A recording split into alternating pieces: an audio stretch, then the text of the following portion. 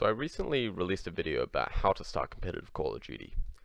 Before I continue with the series, I feel like I should explain to you guys my personal story, how I grew to the player that I am today, and basically the results I got.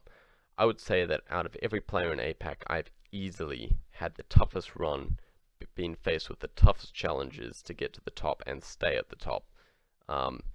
Basically created from my own doing. And the reason why I've been here has been partially to luck, but luck that I feel that I've created. But anyway, I want to tell you my story. So I started competing in Black Ops 2. I get invited to play on Cybergamer. People tell me about it. I go onto this website.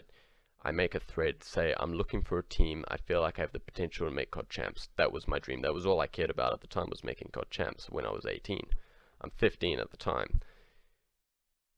It was like the most controversial topic of the whole entire week. Basically, everyone was like, this kid's like the worst in our region. He thinks he can make champs. Like, the fuck? I had like one guy out of like 50 to 100 say, this guy actually has potential. I was seen as the biggest meme of the week.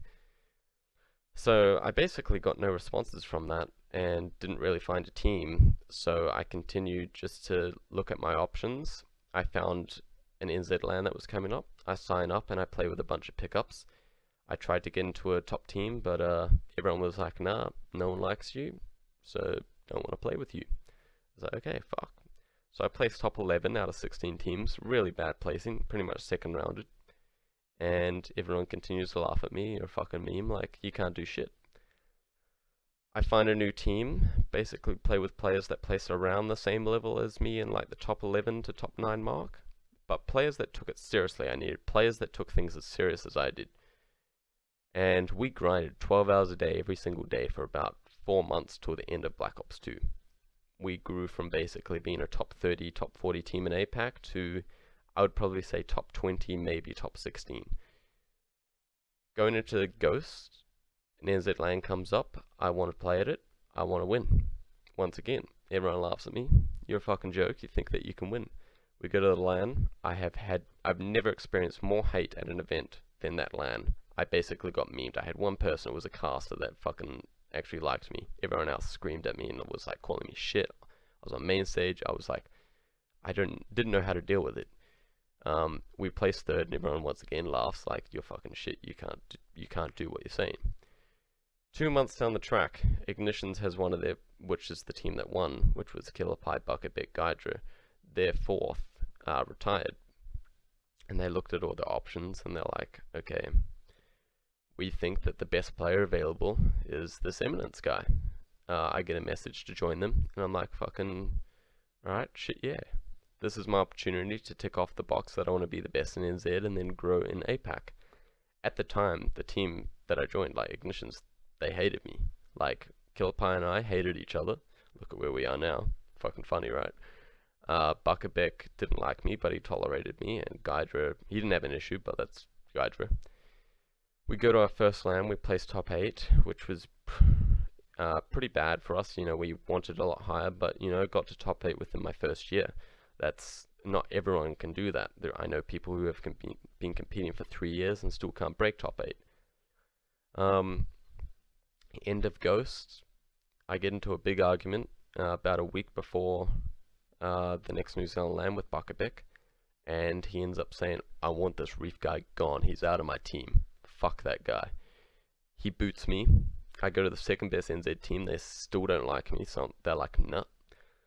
Go to the third best NZ team, which I had I didn't really want to team with them, I didn't really like them, and they didn't like me, but they wanted to win, I wanted to win, that was our best chance.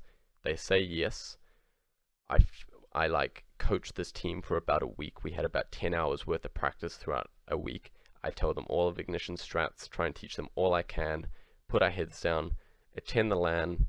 No one's beaten Ignitions at LAN before. Undefeated. We go there, we win the LAN. 3-0 in the grand final. One of the easiest wins in a very long time that I had had at that time. Everyone in New Zealand was fucking amazed, shocked. Had about 90% of the people go from hating me and had no respect to me to being kind of okay with me, and I had their respect. I ended up quitting for a little bit going into AW. Had a little bit of a break at the beginning, but I can get invited back in January to play with another New Zealand team, and they're like, we want to take down Ignitions again. Different roster, but I'm like, okay, I want to do it. I still didn't like these guys. I wanted to beat them a second time. That was the first LAN where I actually had public support, you know, and Ignitions had basically no support. We beat them in the winner bracket final 3-0. Everyone's like, fucking expected. Then Ignitions come out hot in the finals and they reverse sweep us. And I'm just like fucking mind blown. I just got reverse swept and I'm a laughingstock again. I go back to being a laughingstock. Didn't know what to do. I ended up leaving that team. I was like, what the fuck? But then once again, took about a month break, and then Ignitions came back to me and said, like, we want to team with you again. We want to go over to Oz again. So I teamed with them. They needed the funding to go overseas, so I helped them with that. And we placed top 2 at this APAC event, which, you know, for me, I was kind of expecting it, to be honest. Mindfreak went there, but T1 Daughters were, so basically we were top 3. And I think that's when our team gained a lot of respect in the scene, but a lot of people still didn't like me. You know, they still wanted to see me fail. My team still weren't a big fan of me. We had a lot of drama, so they decided to say, nah, fuck you, we're going. We want to try and form other things. We think that we can still do well without you. And they did. You know, they booted me, and I went into a huge slump personally. And not only did I not have the fact that I was a good player behind me anymore because I was playing like ass, but a lot of the Australian players didn't like me. I tried to basically do what I did in Ghost, form a team of players that I thought would do well, and we just shit the bed. We placed top 8, and I'm like, what the fuck? After that, I basically say, because I didn't really like AW as well, I was like, nah, I'm done with this game. I quit. Take about a 6-month break from Call of Duty. But I say, I'm gonna be back for Black Ops 3, and this is my year because I turn 18, right?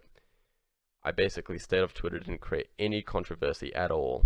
Going into the new game, I went as a free agent. I'm grinding the fuck out of the game. I'm playing like 24 hours straight, sleeping 4 hours, waking up 24 hours again. I'm probably the best player in the scene in the early stages of the game. And a lot of the teams were looking for one or looking for members, including T1 Daughters, which then become Tainted Minds. I had 2 options between them or joining back to Ignitions again. You know, I had wanted to play with T1 Daughters for a very long time, so I said, fuck yeah. I'm now in what's considered the 2nd best APAC team, and I feel like I'm set to go to COD Champs. Now, that was a big year for Call of Duty, obviously. We had the CWL, it was the first year. The first stage, we placed top 2. We lose to Mindfreak.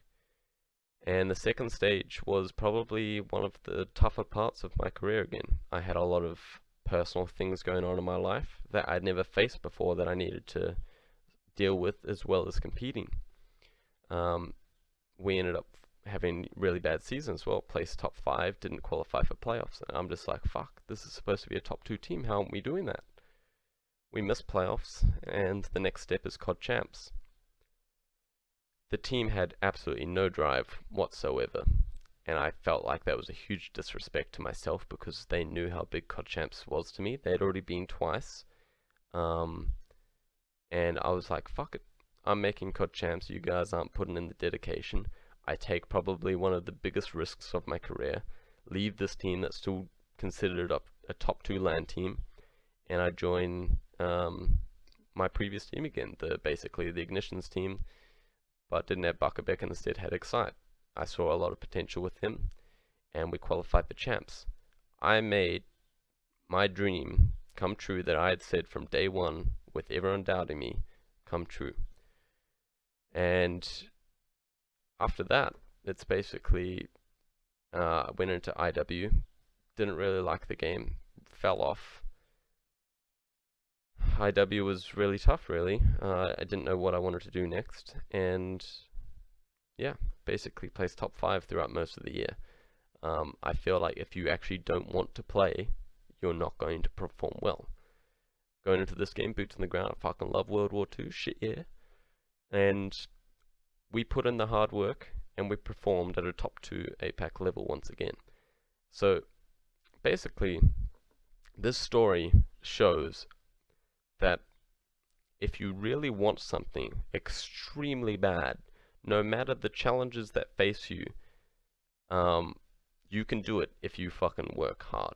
But that's the key thing. You have to work hard. A lot of people don't, they expect it to be handed to them.